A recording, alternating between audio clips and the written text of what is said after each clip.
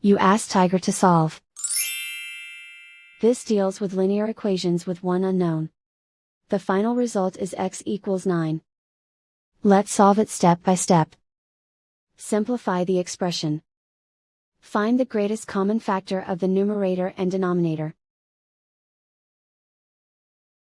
Factor out and cancel the greatest common factor.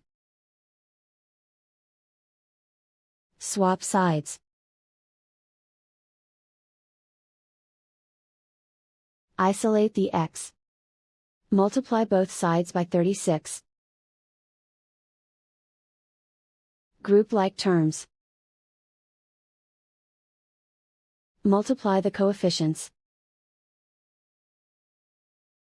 Simplify the fraction. Multiply the fractions. Find the greatest common factor of the numerator and denominator. Factor out and cancel the greatest common factor. And so the final result is x equals 9.